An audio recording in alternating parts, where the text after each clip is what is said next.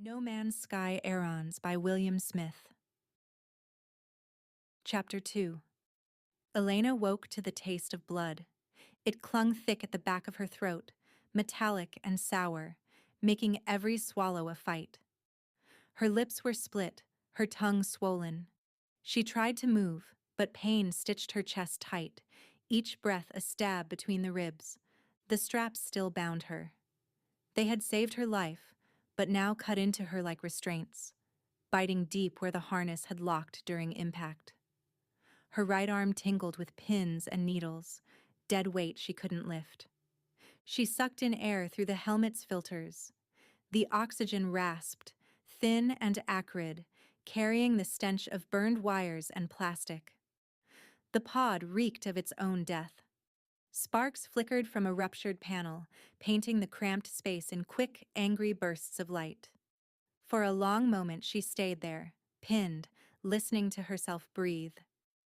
Each exhale fogged the visor. Each inhale came ragged and too loud, as if the helmet had amplified her fragility just to remind her. The HUD guttered alive, lines of static crawling across the glass. Warnings in English flashed and died, replaced by symbols she didn't know, angular shapes that blinked like broken constellations. None of it lasted long enough to read.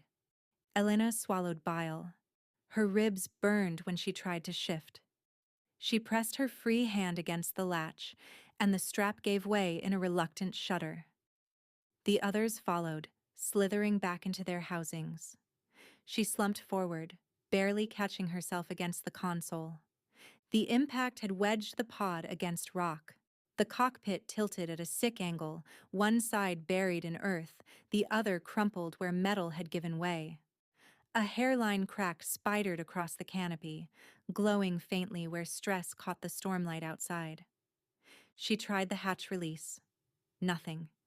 It had jammed, warped shut. Gritting her teeth, Elena braced her good shoulder against it and shoved. Pain shrieked through her ribs, but the metal groaned, gave, then popped outward a hand's breadth. A hiss of air rushed in, dry, metallic, with a sting that scratched her lungs.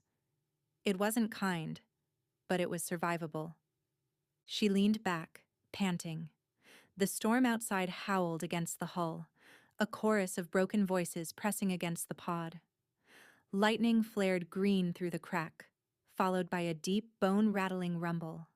For an instant she thought of her father's telescope, the desert sky spread above them, Orion clear and sharp. But when she blinked, all she saw was the fracture in the canopy and the storm beyond, alive with alien light. Elena slumped deeper into the seat. The straps had left raw bands across her chest and thighs. Her arm was slowly waking, the ache sharp and cold as though her bones had been filled with ice. The console stuttered. A status bar crawled halfway before collapsing back into static. Another panel spat sparks, the smell of burning insulation thick enough to sting her nose through the filters. She needed to get out. She needed to scavenge, find air, power, anything. But her body refused. Every attempt to rise sent nausea curling through her gut, black dots crowding her vision. So she stayed. For now. Through the crack of the hatch, the world revealed itself in pieces. The sky writhed green and violet, clouds twisting like serpents. Lightning carved scars sideways, bright enough to etch her silhouette against the cockpit. Beyond the smoke and ash, she glimpsed a forest of black spires, jagged, unmoving, their surfaces glinting faintly like obsidian blades. Rivers of molten fire wound between them, bleeding light into the storm. And farther still, mountains jagged as teeth chewed the horizon, their peaks crowned in unnatural glow. It was myth written in stone, a place that had never known gentleness. Elena shut her eyes and pressed her forehead against the visor. The cool glass steadied her, if only slightly. The harness still felt like it was holding her down. Her ribs throbbed with every shallow breath. Her lip had swollen to the size of a welt. But she was alive. The pod groaned like a dying animal every time Elena shifted. Metal ticked as it cooled, stress fractures widening with faint pops. She sat slumped in the seat, staring at the cracked canopy until the dizziness ebbed enough to let her move. Her fingers brushed blindly along the storage compartments beneath the console. Latches stuck, stiffened by heat and warping, but one finally snapped free with a sharp crack. A panel swung down and a small kit tumbled out, clattering against her boots. Her breath quickened. Emergency markings. Bright yellow stripes across a black box. She fumbled with the seal, half-numb hand jerking clumsily until the lid gave way. Inside, nutrient packs, a flare tube, 2 canisters of compressed oxygen. She grabbed one canister as though it might vanish, pressing it to the port on her suit. The click rang out loud in the coffin-quiet pod, followed by a hiss of fresh air flooding her helmet. Elena gasped. The air was sharp, sterile, cold against her lungs, but it was air. Her vision cleared, the dizzy haze thinning, and she leaned back against the scorched console with something close to relief. She clipped the second canister to her belt. It rattled there, a fragile lifeline. The nutrient packs were a mess of powders and compressed rations, hardly appetizing, but she stuffed them into her suit's side pouch anyway. Survival didn't care about taste. Her eyes flicked toward the hatch. The gap she'd forced earlier now seemed larger, every gust of wind outside pressing against it like fingers testing the seal. The storm's voice leaked through, a low, constant moan that might have been wind, or might have been something else. She braced her good arm against the frame and shoved. The hatch screeched open farther, shrieking like tortured metal. Cold air slammed into her helmet, carrying dust and the acrid tang of minerals burned raw. Her suit filters whined, processing, struggling. She hesitated in the opening, her boots braced against scorched plating. The alien wind rattled her balance, forcing her to clutch the hatch rim. And then she stepped out. Her boots crunched on stone that wasn't stone at all but something halfway between glass and ash. Jagged shards shifted beneath her weight, clicking like teeth. She staggered, ribs screaming in protest, but managed to stay upright. The world opened around her. The storm had pulled back slightly, revealing more of the land beyond the wreck. The black forest stretched in every direction, trunks like obsidian spears driven into the earth. They rose high, splitting the stormlight into jagged shards of green and violet. Their edges glinted faintly, as though the trees themselves had been forged in a furnace and cooled too fast. Between them, rivers of molten fire wound through the landscape. They weren't wild flows, but pulsing streams, as if the planet's veins had been cut open and bled light. Heat shimmered above them, bending the air. Farther still, the mountains loomed, not gentle slopes, but jagged fangs, black and cruel, gnashing at the stormlit sky. Their crowns glowed faintly, catching flashes of violet lightning. Elena froze. Her chest tightened, not from the pain this time, but from the sheer immensity of it. She had studied landscapes her entire life, chased tectonic anomalies and volcanic scars across continents. But this wasn't geology. This was myth. She felt small, smaller than she had ever felt in her life. The storm crackled overhead. Lightning licked sideways across the sky, burning veins of light into the clouds. Each rumble of thunder seemed to strike her chest directly, vibrating her bruised ribs. She tried to swallow, but her throat caught. "This isn't real," she whispered, though the helmet warped her voice into something brittle. But it was real. The stone shards crunching underfoot were real. The bitter chemical tang in her filters was real. The heat washing her faceplate from the glowing rivers was real. Her knees almost gave, but she locked them tight. She would not collapse here, not yet. The pod hissed behind her, one last sigh as its systems gave out. Sparks popped, died, and silence pressed against her from all sides. Elena turned her head, scanning the horizon. No birds, no movement, only silence, storm, and stone. Her helmet HUD blinked weakly, warnings scrolling in pale red. She ignored them. For the first time since the crash, she wasn't focused on the screens, but on the world itself. Elena's legs trembled under her as she forced herself back to the hatch. Every step sent fire lancing through her ribs, but she couldn't stay exposed in the storm. The pod was half buried, tilted into the ravine wall, but its battered carcass was still the closest thing to home she had.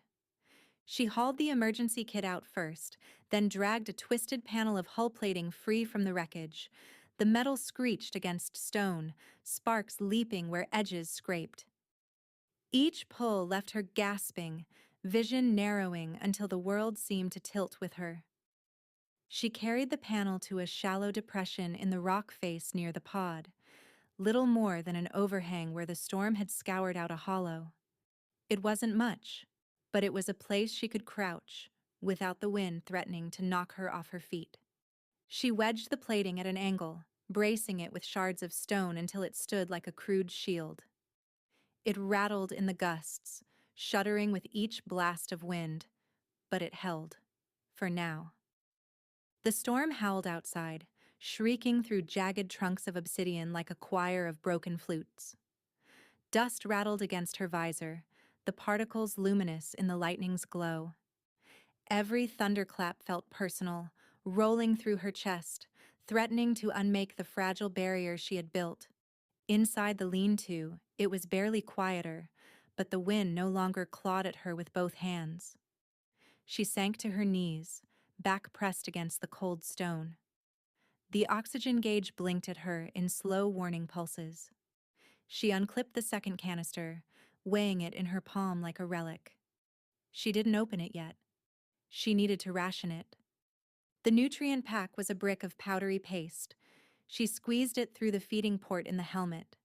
It tasted like chalk and chemicals, but her stomach clawed at it anyway. She forced herself to chew, each bite like eating dust, each swallow sticking halfway before sliding down. When it was gone, she leaned back against the stone and let her eyes drift shut. The storm outside shifted tone. The shriek softened into a low moan, the sound of a siege army regrouping, battering her barricade with patience instead of fury. Lightning flashed, painting the inside of the lean-to with green fire. The plating rattled like a drum. Sleep dragged at her, heavy as the harness had been. She fought it, then lost. In the dark, the memory came again. Her mother at the piano framed in lamplight. The keys moved slow, careful, building a melody that had once soothed Elena as a child. The notes hung in the air like beads of glass. Then they cracked. One note bent wrong, drawn out too long. Another followed, warped, clashing. The melody collapsed under its own weight, becoming a grinding noise that scraped her teeth from the inside. She tried to cover her ears, but her hands would not move. The storm outside joined in, thunder pounding in rhythm with the broken chords. The piano wood groaned, splitting along its grain. Her mother's face blurred, her hands blurring faster than the eye could follow. The sound rose, higher, sharper, until... Elena jerked awake, heart hammering, visor fogged with her breath. The plating shuddered as the wind slammed it again. She pressed a hand to her chest, counting the beats until they slowed. The dream clung to her, fragments of melody echoing faintly under the storm's roar. She glanced at the comm beacon she'd salvaged. It sat propped against the stone, its dish warped but intact enough to power. She flicked the switch. Static poured into her helmet, a rising hiss that gave her gooseflesh. She turned the dial, searching, but the static never broke. No signal, no voice, just the hiss. She killed it. The silence that followed was somehow worse. Her eyes lifted to the gap in her makeshift wall. The storm painted the alien landscape in strokes of green and violet, the rivers of fire still pulsing like veins across the valley. The black spires of the forest stood unmoving, indifferent. It felt like the world was watching her. Elena shifted, wincing as her ribs complained. She hugged her knees close, trying to make herself smaller against the stone. The plating rattled again, but it held. For the first time since the crash, she allowed herself to think she might last the night. Not much more than that, but a night was something. The storm roared, the mountains growled, the earth itself bled fire. Her lean-to stood frail against it all, but it was hers. She closed her eyes, and the piano's fractured melody still followed her into the dark. Elena woke to light. Not the pale green flicker of the storm or the brief white-hot sting of lightning. This was red, sharp as a blade, slicing through the cracks of her makeshift barricade. It pulsed in slow rhythm, each flare staining the lean-to's interior like blood on stone. Then came the sound. A beep. Mechanical. Clipped. Too clean for anything natural. It echoed against the rock and died too quickly, leaving the storm's howl to rush back in. Another beep followed. Closer. Like a heartbeat that wasn't her own. Elena held her breath. The light shifted. She turned her head just enough to glimpse it through the gap in the plating. A streak of crimson sweeping left to right. For an instant it fell across her visor, burning bright. Then it vanished, as if whatever carried it had turned away. Her ribs screamed as she rolled onto her side. She forced herself to crawl, dragging with her good arm, legs scraping over stone. The plating rattled as she pushed it aside. The storm had eased. Clouds still writhed green and violet overhead, but breaks showed faint patches of stars. The air carried less dust, though it still scratched the filters with every inhale. She scanned the valley. At first, nothing moved. Then she saw it. A shape hovered near the wreck of her pod. A small drone, its frame angular, painted in dull steel and flashing red. Twin optics glowed beneath its shell, scanning beams flickering across the metal carcass. Each sweep came with the beep she'd heard, sharp and clinical, like punctuation marks on a page written by machines. Elena's pulse hammered. She pressed herself against the rock face, peering through the obsidian trunks.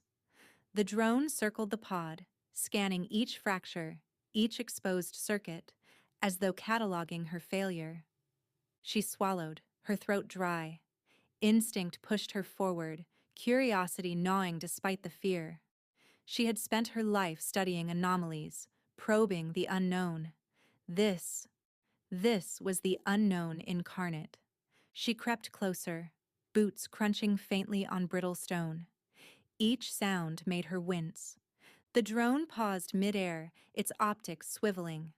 A beam flashed across the ground, passing within feet of her hiding place. She pressed flat to the rock, heart slamming against her bruised ribs. The beam faded. The drone resumed its scan. Closer now, Elena studied it. Its frame bore no markings, no serials, nothing to suggest manufacture by human hands.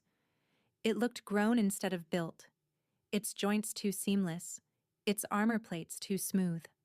The glow of its optics reflected against the pod's scorched hull, crimson runes etched in light. She whispered to herself without meaning to, "What are you?" The drone beeped once, shriller than before. It tilted as if sniffing the air, then drifted around the pod. Elena edged forward, pulse in her ears, when a new sound cut the storm. A metallic thud. The ground trembled faintly, stones rattling beneath her palms. Another thud followed, closer, heavier. Her breath froze. From the shadows beyond the pod, a bulk moved, 4 legs slamming into the earth, each step shaking dust loose from the ravine walls. Red light bled across its body, glowing from seams that split like molten cracks. The quadruped was massive, easily twice her height, its frame plated in dark metal that shimmered with stormlight. Its gait was slow, deliberate, every step a proclamation. It emerged fully, towering above the pod. The smaller drone dipped low, retreating to hover near its flank like a servant.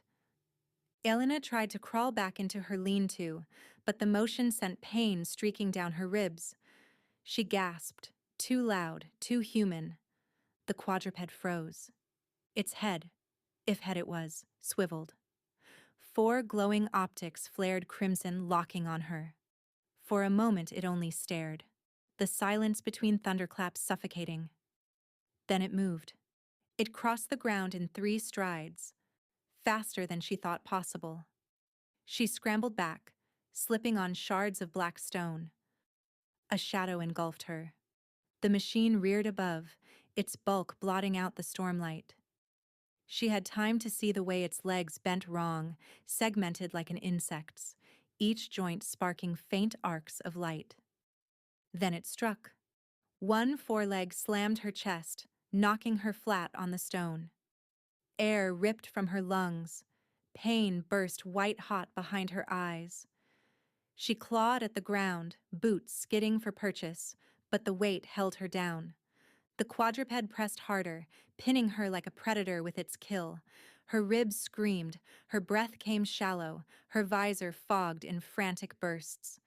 Then the optics ignited. Its face glowed, a furnace of red light. Panels split open along its jawline, energy building inside. A hum rising that vibrated through her bones. The glow condensed, narrowing into a single point at the center of its maw, a beam forming. Her scream was silent inside the helmet. The storm roared. The river of fire beyond pulsed. The quadruped lowered its head, red glow burning hotter, brighter, and the world was about to end.